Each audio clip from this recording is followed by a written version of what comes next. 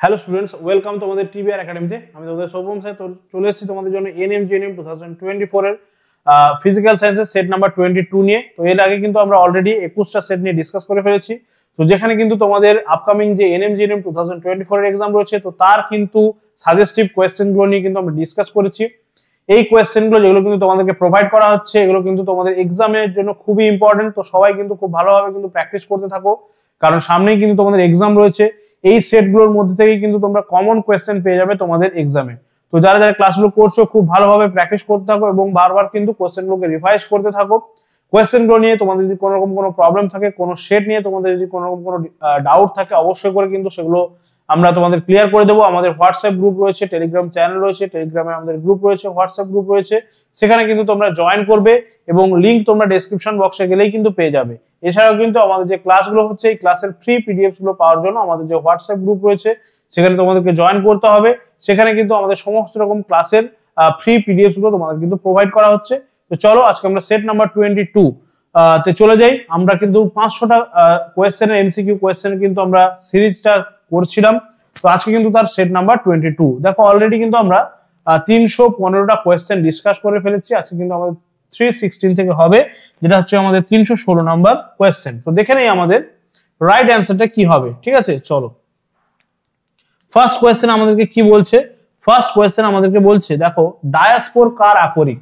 ডায়াস্পোর কার আকরিক, তাহলে আকরিক আমরা জানি যেখান থেকে কি হচ্ছে সেই ধাতুটাকে নিষ্কাশন করা যাচ্ছে। ঠিক আছে, ওকে। অপশন দেখো আমাদেরকে কি বলছে, যে কপার, ঠিক আছে, তারপর বলছে এমএন, তারপর বলছে আমাদেরকে দেখো এফি বা ফেরাস, আমাদের নেক্সট বলছে অ্যালুমিনিয়াম বা এল। তাহলে রাইট অ্যান্সার আমাদের কি হয়ে যাচ্ছে এখানে, ডায়াস্পোর কার আকরিক। তাহলে আমাদেরকে জানতে হবে যে ডায়াস্পোরটা কি।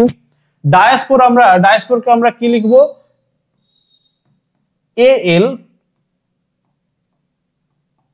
OOH। ঠিক আছে, এটাই হচ্ছে কিন্তু ডায়াস্পোর, এটাই হচ্ছে কিন্তু আমরা বলবো যে ডায়াস্পোর। এই ডায়াস্পোর কিন্তু বক্সাইটের একটা কম্পোনেন্ট। ঠিক আছে, এই ডায়াস্পোর কিন্তু বক্সাইটের একটা কম্পোনেন্ট। তার মানে এই ডায়াস্পোরকে আমরা কোথায় খুঁজে পাবো, বক্সাইটের মধ্যে। ঠিক আছে, বক্সাইটের মধ্যে আমরা খুঁজে পাবো ডায়াস্পোরকে। তো দেখো এবারে কিন্তু আমরা সহজেই বুঝতে পারছি যে ডায়াস্পোরটা কার আকরিক হবে, অবশ্যই করে অ্যালুমিনিয়াম। ঠিক আছে, তাহলে রাইট অ্যান্সারটা কিন্তু আমাদের হয়ে যাচ্ছে অপশন ডি। তাহলে ডায়াস্পোর কিন্তু হয়ে যাচ্ছে অ্যালুমিনিয়ামের আকরিক। ঠিক আছে, চলো নেক্সট কোয়েশ্চেন আমরা চলে আসবো। 317তে কি বলছে দেখো, ইলেকট্রন ধাতু সংকরটির উপাদান কি কি। তাহলে ইলেকট্রন যে ধাতু সংকর রয়েছে তার উপাদান কি কি হবে, বলছে দেখো Mg plus Zn। Option B তে বলছে দেখো Mn plus Zn। Option C বলছে Mg plus Mn। Option D বলছে Zn প্লাস Cu। তাহলে রাইট অ্যান্সার এখানে কি হয়ে যাচ্ছে, 317 Mg প্লাস Zn। ঠিক আছে, এই ইলেকট্রনের মধ্যে যে ধাতু সংকরটা থাকছে সেটা হচ্ছে কি আমাদের Mg plus Zn। Option A হয়ে যাচ্ছে কিন্তু এখানে আমাদের রাইট অ্যান্সার। তাহলে এখানে Mg আর Zn কি কি অনুপাতে থাকছে আমরা দেখব যে Mg কিন্তু এখানে সবচেয়ে বেশি পরিমাণে থাকছে, যেটা আমরা লিখতে পারি যে Mg যদি এখানে আমরা পার্সেন্টেজটা লিখি সেটাকে আমরা বলবো যে 90% কিন্তু Mg থাকছে। ঠিক আছে, আর Zn কিন্তু এখানে মোটামুটি 4%, অ্যারাউন্ড 4% কিন্তু এখানে Zn বা জিঙ্ক থাকছে। তাহলে এই ইলেকট্রন ধাতু সংকরের যে প্রধান উপাদান সেটা কিন্তু আমাদের হচ্ছে গিয়ে কি Mg। এখানে কিন্তু 90% কিন্তু আমরা দেখতে পাচ্ছি যে Mg থাকছে। চলো নেক্সট কোয়েশ্চেন আমরা এগিয়ে যাব। নেক্সট কোয়েশ্চেন আমাদের কি রয়েছে, 318 কি বলছে, পারমাণবিক শক্তি উৎপন্নের জন্য কোন আইসোটোপটি ব্যবহার করা হচ্ছে। আমরা জানি যে পারমাণবিক শক্তি উৎপন্নের জন্য যেগুলো রেডিও অ্যাক্টিভ, ঠিক আছে, সেই সমস্ত কম্পোনেন্ট গুলোকে আমরা ইউজ করি, যেমন ইউরেনিয়াম, থোরিয়াম, এই সমস্ত। ঠিক আছে, পোলোনিয়াম। তাহলে দেখো এখানে রাইট অ্যান্সারটা আমরা দেখতে পাচ্ছি অপশনগুলো যেগুলো দেওয়া রয়েছে এগুলো কিন্তু সবগুলো ইউরেনিয়ামেরই আইসোটোপ দেওয়া রয়েছে। U235, U238, U234, U236। তাহলে রাইট অ্যান্সার এখানে আমাদেরকে কি হয়ে যাচ্ছে দেখো, তাহলে রাইট অ্যান্সার কিন্তু এখানে দেখবো যে আমরা অপশন এ U235 হয়ে যাচ্ছে এখানে আমাদের রাইট অ্যান্সার। তাহলে পারমাণবিক শক্তি উৎপন্নের জন্য কিন্তু আমাদের U235 এই আইসোটোপটা কিন্তু প্রয়োজন। মনে রাখতে হবে U235 মানে কিন্তু ইউরেনিয়ামেরই একটা আইসোটোপ, যেখান থেকে কিন্তু আমরা পারমাণবিক শক্তি উৎপন্ন করতে পারি। ঠিক আছে, চলো পারমাণবিক শক্তি যে উৎপন্ন হয়, এই পারমাণবিক শক্তি উৎপন্নের জন্য কি ধরনের ঘটনাটা ঘটছে এখানে আমরা দেখবো যে পারমাণবিক শক্তি যে উৎপন্ন হয় তার জন্য কিন্তু নিউক্লিয় বিভাজন ঘটছে। ঠিক আছে, নিউক্লিয় বিভাজনের মাধ্যমে কিন্তু পারমাণবিক শক্তি উৎপন্ন হচ্ছে। ওকে, 319 এর কোশ্চেনের অ্যানসারটা কি হয়ে যাচ্ছে দেখো, বলছে দাঁতের চিকিৎসায় কোন পারদ সংকর ব্যবহার করা হচ্ছে। আমরা জানি যে দাঁতের বিভিন্ন রকম ফিলিং করা হয়, বা দাঁতে যদি কোথাও কোনো ক্যাভিটি থাকে সেই ক্যাভিটি ফিল আপ করার জন্য কিন্তু বিভিন্ন রকম আমরা দেখেছি যে সেখানে ফিল আপ করার জন্য কিন্তু অ্যামালগাম সেখানে ব্যবহার করা হচ্ছে। ঠিক আছে, সেই অ্যামালগামের উপাদানটা কি সেখানে আমরা দেখবো যে এখানে পারদ সংকর বলা হচ্ছে। পারদ সংকর মানে মনে রাখতে হবে সেখানে কিন্তু তার একটা উপাদান কিন্তু অবশ্যই করে পারদ হবে।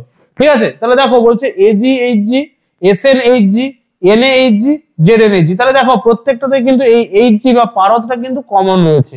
তাহলে রাইট অ্যান্সার কোনটা হবে মনে রাখতে হবে, এখানে আমাদের রাইট অ্যান্সারটা হয়ে যাচ্ছে AgHg। ঠিক আছে, AgHg তার মানে রূপো আর হচ্ছে Hg। ঠিক আছে, এই যে হচ্ছে পারদ, এর যে পারদ সংকর, ঠিক আছে, সেই অ্যামালগামটাকেই কিন্তু ব্যবহার করা হচ্ছে কোথায়, দাঁতের চিকিৎসায়। তার মানে দাঁতের যে ক্যাভিটি হলো সেই ক্যাভিটি যখন ফিল আপ করা হচ্ছে, সেই ক্যাভিটি ফিল আপ করতে কিন্তু এই যে পারদ সংকর এটাকে কিন্তু ব্যবহার করা হচ্ছে। চলো নেক্সট কোয়েশ্চেন আমরা চলে যাব। নেক্সট কোয়েশ্চেন কি রয়েছে আমাদের কাছে, কোয়েশ্চেন নাম্বার 320 বলছে অ্যালনিকোর একটি উপাদান। অ্যালনিকোর একটি উপাদান হচ্ছে কি, অপশন আর হচ্ছে দেখো Fe, অপশন বি বলছে Cu, অপশন সি বলছে Zn, আর অপশন ডি বলছে Ca বা হচ্ছে ক্যালসিয়াম। তাহলে বলছে আমাদেরকে লোহা, কপার বা হচ্ছে তামা, জিঙ্ক নাকি ক্যালসিয়াম, কোনটা হচ্ছে অ্যালনিকোর একটি উপাদান। তাহলে আমরা দেখবো যে অ্যালনিকো যদি আমরা বলি, ঠিক আছে, অ্যালনিকো, এই অ্যালনিকোর মধ্যে কিন্তু তার নামটা দেওয়া রয়েছে। ঠিক আছে, অ্যাল মানে হচ্ছে অ্যালুমিনিয়াম, নি হচ্ছে নিকেল, আর সিও হচ্ছে কি না কোবাল্ট। আমরা দেখবো এই তিনটে নিয়েই কিন্তু অ্যালনিকো গঠিত হচ্ছে। তাহলে আমরা দেখছি যে এর মধ্যে তো কোনোটাই এখানে অপশন দেওয়া নেই। তাহলে অ্যালনিকোর উপাদান, অ্যালনিকোর সঙ্গে কিন্তু কি মিশে পারদ সংকরটা তৈরি করা হচ্ছে, অ্যালনিকোর সঙ্গে কি মিশে আমরা এখানে দেখবো যে সংকর ধাতুটা তৈরি করা হচ্ছে, তার প্রধান উপাদানটা কি। ঠিক আছে, তাহলে রাইট অ্যান্সারটা কিন্তু এখানে দেখবো আমরা Fe। তার মানে এটা কিন্তু একটা লোহার সংকর, তার মানে লোহার সঙ্গে এই অ্যালনিকো মিশিয়ে এখানে কিন্তু একটা সংকর ধাতু তৈরি করা হচ্ছে। ঠিক আছে, লোহার সঙ্গে কিন্তু এই অ্যালনিকো মিশিয়ে এখানে কিন্তু একটা সংকর ধাতু আমরা তৈরি করতে পারছি। ঠিক আছে, মনে রাখতে হবে অ্যালনিকোর যে প্রধান উপাদান সেটা হচ্ছে কিন্তু লোহা। আচ্ছা নেক্সট কোয়েশ্চেনে চলে আসছি। নেক্সট কোয়েশ্চেন কি বলছে আমাদেরকে, পিতলে তামার পরিমাণ হলো, পিতলের মধ্যে তামার পরিমাণ হচ্ছে। তাহলে পিতল যেটা সেটা হচ্ছে তামার একটা সংকর ধাতু। তাহলে পিতলের মধ্যে তামা থাকছে, আর কি কি থাকছে তাহলে দেখবো পিতলের মধ্যে, ঠিক আছে, জাস্ট এ সেকেন্ড, পিতল মানেই কি হচ্ছে, পিতল মানে হচ্ছে আমরা দেখলাম যে একটা উপাদান হয়ে যাচ্ছে কি, একটা উপাদান হয়ে যাচ্ছে তার মধ্যে আমরা দেখবো যে তামা, তামার সঙ্গে আর কি থাকছে, পিতলের মধ্যে তামার সঙ্গে কি থাকছে আমরা বলবো যে জিঙ্ক। ঠিক আছে, তামার সঙ্গে জিঙ্ক মিশিয়ে কিন্তু আমরা দেখবো যে পিতল তৈরি করা হচ্ছে।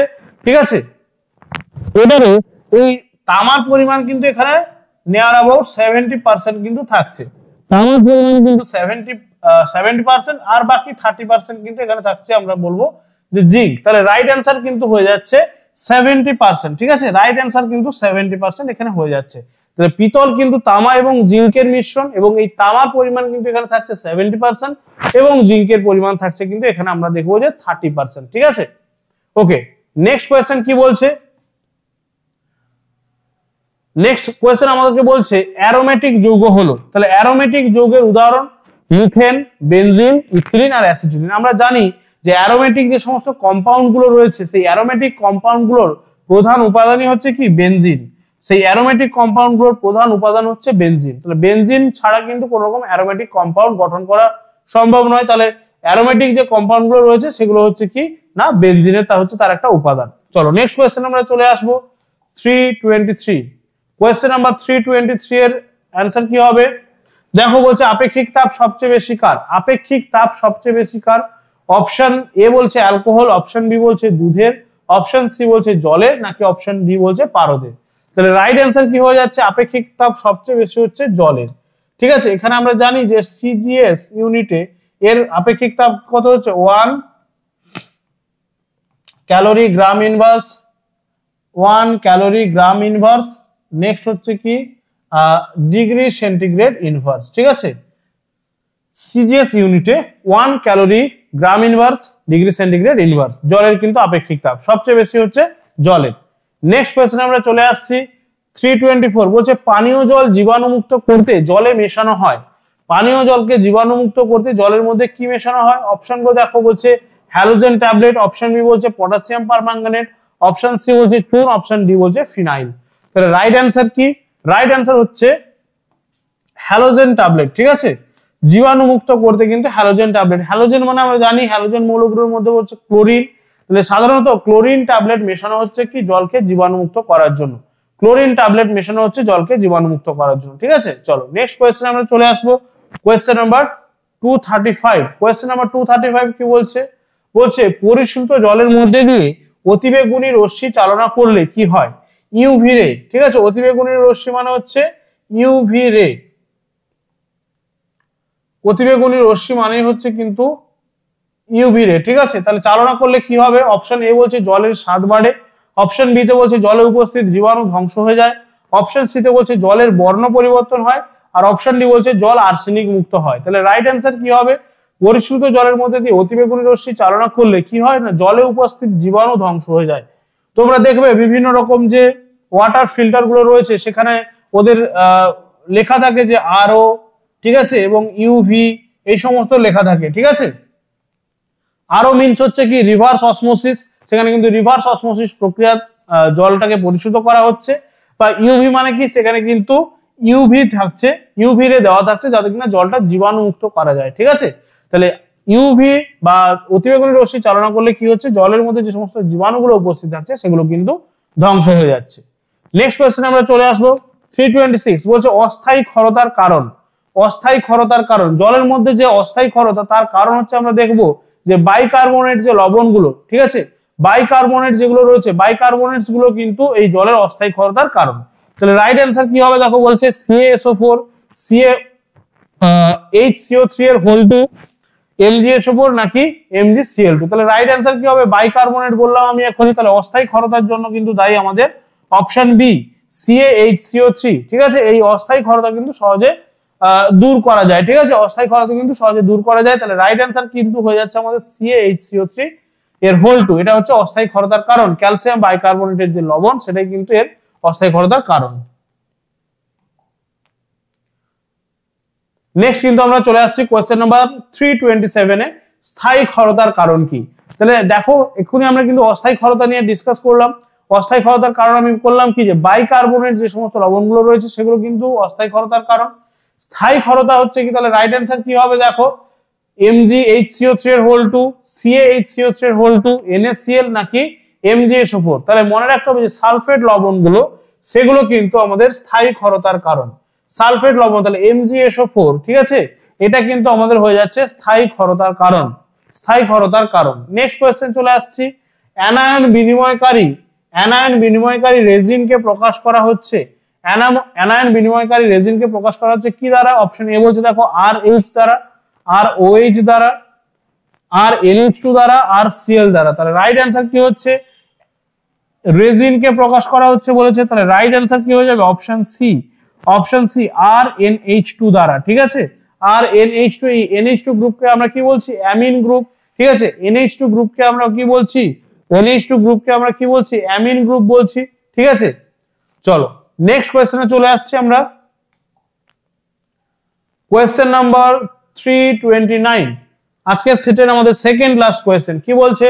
এন্ড্রিন একটি ডিটারজেন্ট, পেস্টনাশক, জৈব সার নাকি আর্সেনিক যুক্ত যৌগ? তাহলে আমরা জানি যে এন্ড্রিন হচ্ছে কি, এন্ড্রিন হচ্ছে কিন্তু একটা পেস্টনাশক বা একটা কিন্তু পেস্টিসাইড। এন্ড্রিন হচ্ছে কিন্তু একটা পেস্টিসাইডের উদাহরণ আমরা জানি। ঠিক আছে, তাহলে এন্ড্রিনকে আমরা কিন্তু লিখতে পারি, ঠিক আছে, এন্ড্রিন দেখো, এন্ড্রিনের যদি আমরা সংকেতটা লেখার চেষ্টা করি সেক্ষেত্রে আমরা লিখতে পারবো যে C12H8। ঠিক আছে, C12H8, এন্ড্রিনকে আমরা লিখতে পারি C12H8, ঠিক আছে, Cl6O। ঠিক আছে, এটা হচ্ছে এন্ড্রিন, C12H8Cl6O, এটা হচ্ছে এন্ড্রিন। এই এন্ড্রিন কি হচ্ছে? পেস্টনাশক হিসেবে ব্যবহার করা হচ্ছে। তার সঙ্গে সঙ্গে কিন্তু মনে রাখবে যে রোডেন্টিসাইড, ঠিক আছে, ইঁদুর মারা যে বিষ তৈরি করা হয় রোডেন্টিসাইড, সেখানেও কিন্তু এই এন্ড্রিনের ব্যবহার করা হচ্ছে। ঠিক আছে, রোডেন্টিসাইড বা ইঁদুর মারা বিষের যে উপাদান তার মধ্যে কিন্তু এই এন্ড্রিনের ব্যবহার করা হচ্ছে। ঠিক আছে, ওকে। লাস্ট বাট নট লিস্ট 330 কি রয়েছে দেখো, ইউট্রোফিকেশনের ফলে জলে, ইউট্রোফিকেশনের ফলে কি হচ্ছে, ইউট্রোফিকেশন তোমরা জানো ব্যাপারটা। ইউট্রোফিকেশন হচ্ছে কি, জলের মধ্যে যখন বিওডি বা বায়োলজিক্যাল অক্সিজেন ডিমান্ড বেড়ে যাচ্ছে, ঠিক আছে, বিওডি এর পরিমাণ বেড়ে যাচ্ছে, তার ফলে কি হচ্ছে, জলের মধ্যে যে ডিজলভ অক্সিজেন বা ডিও যেটাকে আমরা বলছি, ডিও ডিজলভ অক্সিজেন, সেই ডিজলভ অক্সিজেনের পরিমাণ কিন্তু কমে যাচ্ছে। ঠিক আছে, আমরা বলবো যে বিওডি, এই বিওডির কি হচ্ছে, বিওডির পরিমাণ যখন বাড়ছে তখন আমরা দেখবো যে ডিজলভ অক্সিজেনের পরিমাণটা কিন্তু কমে যাচ্ছে। এর ফলে কি হচ্ছে, এর ফলে কিন্তু জলজ জীবের মৃত্যু ঘটছে এবং আলটিমেটলি জলটা কিন্তু দূষিত হয়ে যাচ্ছে। ঠিক আছে, তাহলে দেখো রাইট অ্যান্সার কি হচ্ছে, বলছে অক্সিজেনের পরিমাণ কমে যায়, অক্সিজেনের পরিমাণ বেড়ে যায়, অক্সিজেনের পরিমাণ একই থাকে নাকি কার্বন ডাই অক্সাইডের পরিমাণ কমে যায়। তাহলে রাইট অ্যান্সার কি হচ্ছে, আমরা দেখলাম যে ডিজলভ অক্সিজেন যেটা ছিল জলের মধ্যে, সেই ডিজলভ অক্সিজেনটা কি হচ্ছে, কমে যাচ্ছে। তাহলে অক্সিজেনের পরিমাণ কি হচ্ছে, ইউট্রোফিকেশন হলে অক্সিজেনের পরিমাণ কিন্তু কমে যাচ্ছে, ডিজলভ অক্সিজেন কমে যাচ্ছে। এর ফলে কিন্তু কি হচ্ছে না, এর ফলে কিন্তু আমরা দেখবো যে সেখানে কিন্তু জলজ জীবের মৃত্যু ঘটছে। এই ডিজলভ অক্সিজেনটা কমে যাওয়ার কারণটা কি, দেখবো যে আমরা জলের মধ্যে যদি কি হচ্ছে না, এনপিকে, ঠিক আছে, এনপিকে, এন মানে হচ্ছে কি নাইট্রোজেন, পি হচ্ছে ফসফরাস আর কে হচ্ছে পটাশিয়াম, এই তিনটের পরিমাণ যদি বেড়ে যায় কোনো কারণে জলের মধ্যে, সেক্ষেত্রে সেখানে দেখবো আমরা যে শৈবালের উৎপত্তি ঘটছে, যেটাকে আমরা বলছি যে অ্যালগাল ব্লুম, শৈবালের উৎপত্তি ঘটছে। শৈবালের উৎপত্তি ঘটলে তারা কি করছে, জলের মধ্যে থেকে ডিজলভ অক্সিজেনটা কিন্তু নিয়ে নিচ্ছে, শৈবালরা কিন্তু জলের মধ্যে থেকে ডিজলভ অক্সিজেনটা কিন্তু অ্যাবজর্ব করে নিচ্ছে। এর ফলে বিওডি বাড়ছে, জলের মধ্যে বায়োলজিক্যাল অক্সিজেন ডিমান্ড বাড়ছে এবং জলের মধ্যে কিন্তু অক্সিজেনের ঘাটতি দেখা যাচ্ছে এবং জলজ জীবের কিন্তু মৃত্যু ঘটছে। ঠিক আছে, চলো তাহলে এটাই ছিল আজকে আমাদের সেটের লাস্ট কোয়েশ্চেন। তো অবশ্যই করে প্রত্যেকটা সেটের মতো কিন্তু তোমরা এখানে অ্যানসার কিটা পেয়ে যাচ্ছ, এখানে প্রত্যেকটা কোয়েশ্চেন কিন্তু অ্যানসার দেওয়া রয়েছে, তোমরা কিন্তু নিজেরা এগুলোকে প্র্যাকটিস করতে পারবে এবং তার সঙ্গে সঙ্গে কিন্তু তোমরা নিজেরা কিন্তু কোয়েশ্চেন গুলোকে অ্যানালাইজ করতে পারবে। তো আজকে এই পর্যন্তই, নেক্সট ক্লাসে তোমাদের সঙ্গে দেখা হচ্ছে। এই ক্লাস নিয়ে তোমাদের যদি কোনো রকম কোনো ডাউটস থাকে, কোনো কোয়েশ্চেন নিয়ে তোমাদের যদি কোনো রকম কোনো প্রবলেম থাকে, অবশ্যই করে আমাদেরকে জানাতে পারো এবং ক্লাসটা কেমন লাগলো সেটা কমেন্টে জানাবে। তার সঙ্গে সঙ্গে অন্য কোনো টপিকের উপরে যদি তোমাদের ক্লাসের প্রয়োজন হয় সেটাও কিন্তু তোমরা কমেন্ট করে জানাতে পারো। যারা যারা ক্লাসটা করছো অবশ্যই করে ক্লাসটাকে লাইক শেয়ার করবে বন্ধুদের সঙ্গে, যারা যারা কিন্তু এনএমজিএনএম 2024 এর জন্য প্র্যাকটিস করছে।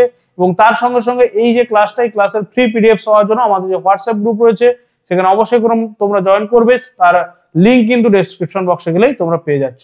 তো চলো আজকে এই পর্যন্তই, নেক্সট ক্লাসে দেখা হচ্ছে তোমাদের সঙ্গে। সবাই ভালো থাকবে, ভালো করে প্র্যাকটিস করতে থাকো, সামনেই কিন্তু তোমাদের এক্সাম রয়েছে। Ta-ta, thank you.